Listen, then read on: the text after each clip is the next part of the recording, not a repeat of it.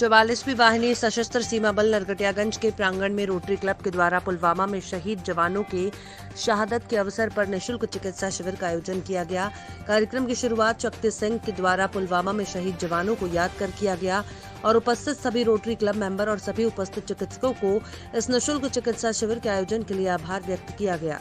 कार्यक्रम की शुरुआत में रोटरी क्लब के संस्थापक नर्मदेश्वर ओझा के द्वारा शिविर के आयोजन का उद्देश्य बताया गया और डॉक्टर अनुरानी द्वारा महिलाओं से संबंधित बीमारी और उसके बचाव के बारे में जानकारी दी गई।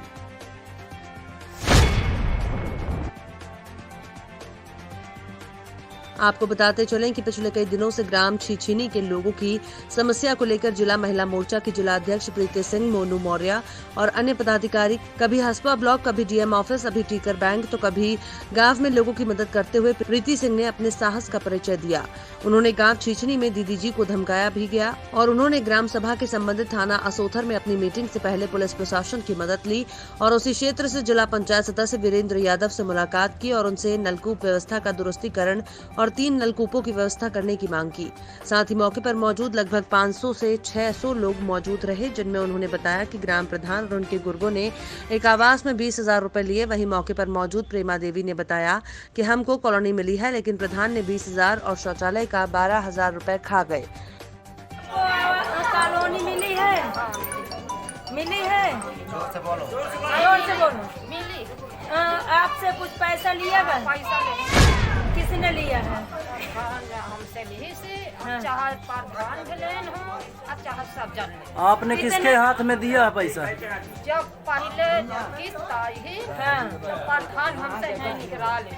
हाँ, और जब दोबारा आई है, कहाँ पे निकला है? गाँव अपने माने गाँव में। हाँ, 10,000 रुपया निकला। और दोबारा जब आई है तब दोबारा। कितने दिन का काम है? 24 दिन का। पैसा कितने दिन का बाकी है? 24 दिन का पूरा। अच्छा, कहाँ कहाँ काम किया था? जगह जगह और कहीं नहीं, बस। राष्ट्रीय खाद्य आयोग के अध्यक्ष विद्यानंद विकले पहुंचे पश्चिम चंपारण। कार्यक्रम के क्रम में पीडीएस दुकानदारों सहित आंगनबाड़ी विद्यालयों की गहनता से जांच की, जहां दुकानों और पदों की रिक्तियों को भरने पर चर्चा हुई। मौका था शिकायत पर जिले में निरीक्षण सह भ्रमण कार्यक्रम का। जदयू के जिला अध्यक्ष विजय राउत, युवा प्रदेश संगठन सचिव सह प्रभारी वाल्मीकि नगर सभा अजय कुशवाहा, नगर उपाध्यक्ष आफ्ताब रोशन, सुशील बरनवाल और शशि कुशवाहा समेत दर्जनों कार्यकर्ताओं ने भी अपनी भूमिका निभाई। मोतिहारी और तीसरा तो आप लोग जैसा कि जानते हैं 2013 में नेशनल फूड सिक्योरिटी एक्ट बना था और उसी के तहत स्टेट फूड कमीशन का गठन हुआ था 2014 में। तो हमें जो शक्तियाँ प्राप्त है उसके तहत बिहार में फूड सिक्योरिटी एक्ट के सरसा पालन हो रहा है कि नहीं, उसी को देखने के लिए, जानकारी लेने के लिए मैं आया और उस एक्ट के हिसाब से हमने बात किया है। पहला जो चरण में हमारी मीटिंग हुई है इसी सभागार में, उसमें जिला आपूर्ति डिपार्टमेंट के लोग रहे हैं, सारे अधिकारी। बिहार राज्य ई रिक्शा चालक संघ का प्रथम सम्मेलन 14 फरवरी 2021 को शहीद भगत सिंह नगर तांगा पड़ाव राजदेवड़ी कैंपस बेतिया में संपन्न हुआ। सर्वप्रथम पुलवामा में शहीद हुए 40 सेना के जवानों, किसान आंदोलन, दिल्ली में शहीद हुए 200 किसानों, पश्चिम चंपारण के मजदूरों को संगठित कर आंदोलित करने वाले जाने माने मजदूर नेता साथी कपिल देव प्रसाद जो हमारे बीच नहीं रहे, आंगनबाड़ी सेविकाओं के बिहार के महासचिव और बिहार सीटू के उपाध्यक्ष साथी महमद यूसुफ आदि साथियों को याद करते हुए 1 मिनट का मौन रखकर श्रद्धांजलि अर्पित करते हैं। सामाजिक सहयोग से बेतिया शहर के दक्षिण दिशा में बड़ी नहर के पास मुक्तिनाथ धाम की सुव्यवस्थित तरीके से निर्माण कराया गया है। सभी मौसमों से बचाव करते हुए शेड और अन्य प्रतीक्षालय का भी निर्माण कराया है। ऐसे ही विचारों से प्रभावित होकर हिंदू जागरण मंच अपने सनातन धर्म की सबसे बड़ी सच्चाई और जीवन मृत्यु की सबसे बड़ी सत्य मार्ग मुक्तिनाथ धाम की सफाई का निर्णय लेते हुए 14 फरवरी को मुक्तिनाथ धाम पर स्वच्छता अभियान के तहत सफाई करवाई गई।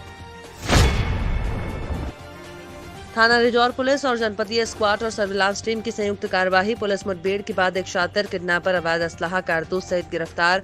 6 वर्षीय मासूम अपहृत बालक 8 घंटे के अंदर सकुशल बरामद। एटा पुलिस की त्वरित कार्यवाही पर परिजनों और आमजन ने संतोष जताया। एटा पुलिस को सराहना मिली।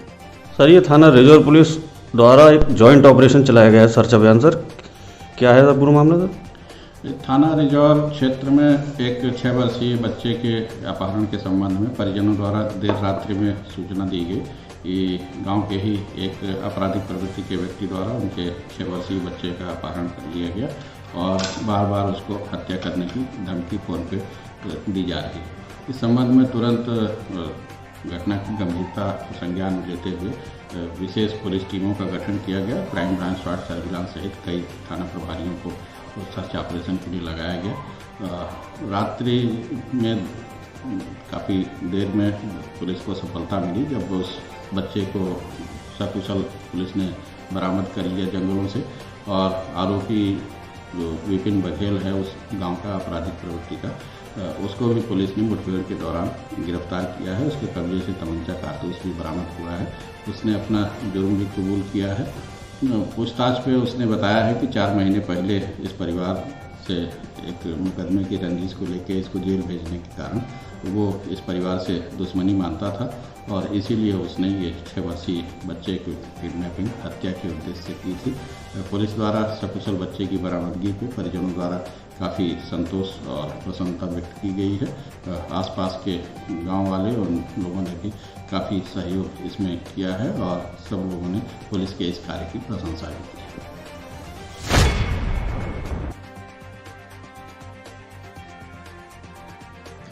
राणा प्रताप स्नातकोत्तर महाविद्यालय में बीएड तृतीय वर्ष के विद्यार्थियों ने नवप्रवेशित प्रथम वर्ष के स्वागत में फ्रेशर्स पार्टी का आयोजन किया। कार्यक्रम का आगाज प्राचार्य, विभाग अध्यक्ष और समस्त शिक्षकों द्वारा मां सरस्वती और राणा प्रताप के चित्रों पर माल्यार्पण और दीप प्रज्वलन से हुआ। बीएड तृतीय वर्ष की महिमा ने सुमधुर स्वरों में सरस्वती वंदना प्रस्तुत की। मुख्य अतिथि प्राचार्य डॉक्टर एपी सिंह ने अपने उद्बोधन में कहा कि आपके कार्यक्रम से मुझे अपने कॉलेज के दिनों की स्मृतियां ताजा हो गईं। विद्यार्थियों का धर्म है कि जाति, धर्म, समुदाय से जो सोशल डिस्टेंसिंग बनी है उस पर से उठकर राष्ट्र के साथ विश्व को जगमग करें।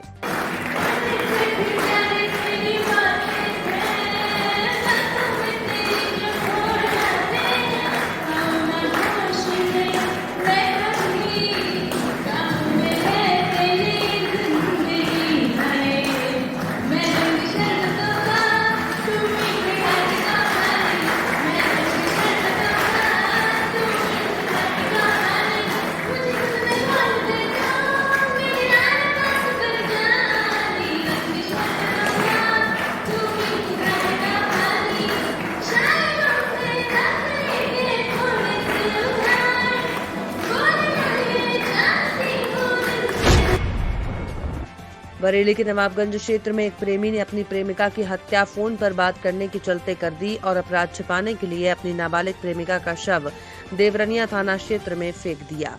नवाबगंज क्षेत्र की रहने वाली नाबालिग सपना ने कभी सपनों में भी नहीं सोचा होगा कि मोबाइल पर बात करने की वजह से कोई उसकी जान ले सकता है, लेकिन ऐसा हुआ। उसकी हत्या की वजह उसका प्रेमी बना। दरअसल सपना अपने प्रेमी के साथ 9 फरवरी को घर से लापता हो गई। जब परिवार के लोगों को पता चला कि उनकी नाबालिग बेटी को किसी विकास नाम का युवक बहला फुसलाकर अपने साथ ले गया है, तब परिवार वाले लोगों ने नवाबगंज थाने जाकर युवक के खिलाफ धारा 363, 366 में मुकदमा दर्ज करा दिया।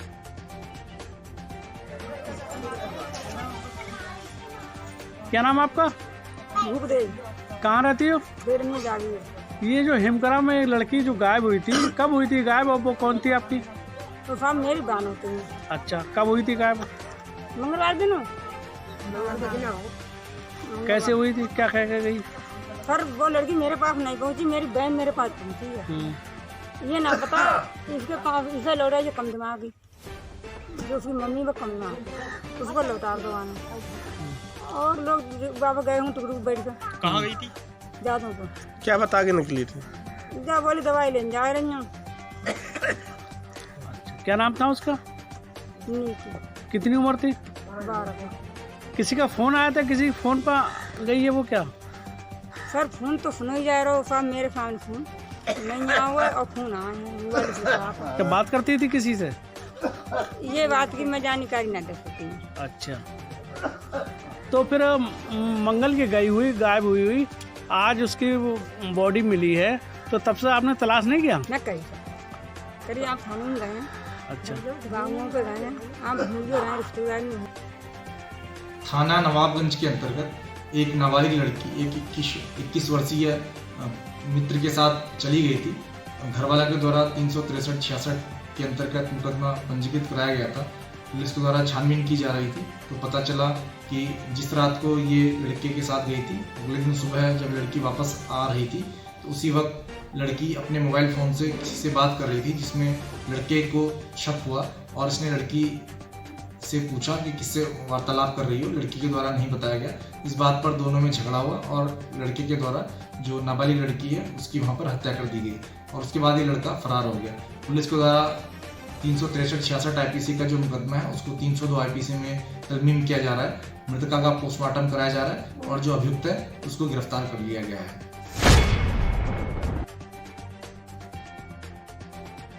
प्रयागराज के हंडिया थाना अंतर्गत विगत 8 फरवरी 2021 को ग्राम लक्षागृह में छात्र धर्मावती इंटर कॉलेज का छात्र पर कुछ लोगों द्वारा चाकुओं से हमला कर दिया गया था, जिसमें नामजद FIR हंडिया थाने में दर्ज की गई थी।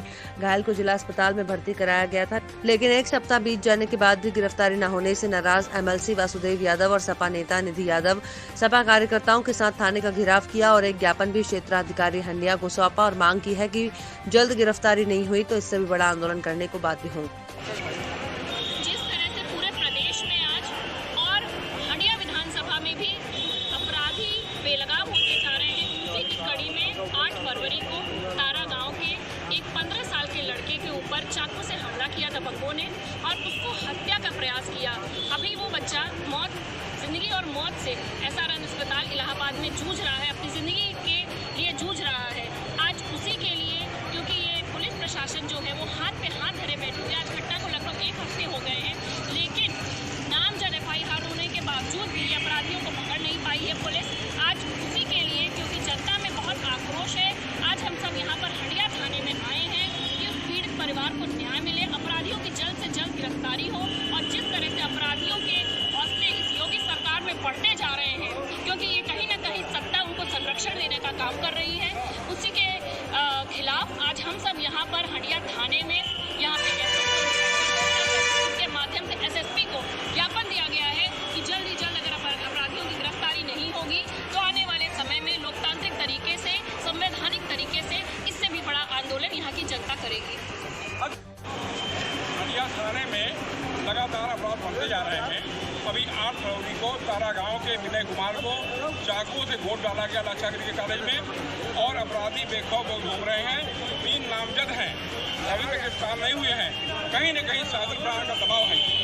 मैंने कल निधि यादव जी और तमाम कार्यकर्ता पार्टी के लोगों ने IG DIG SSP को ज्ञापन दिया और हम लोग यहाँ पर भी आए हैं। हंडिया के हमारे तमाम साथी कार्यकर्ता हमारे पीड़ित हैं। मैं हंडिया में किसी भी कार्यकर्ता के साथ में अन्याय नहीं होने दूंगा। अन्याय जब भी कोई करेगा हम लोग उसको न्याय दिलाने के लिए यहाँ पर